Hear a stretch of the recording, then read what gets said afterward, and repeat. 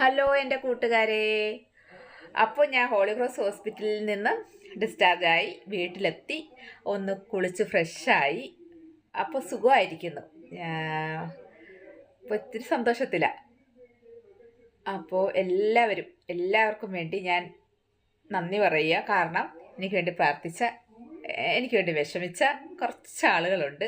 അപ്പോൾ അവർക്ക് എല്ലാവർക്കും എൻ്റെ സ്നേഹത്തിൻ്റെ ഹലോ എൻ്റെ കൂട്ടുകാരെ.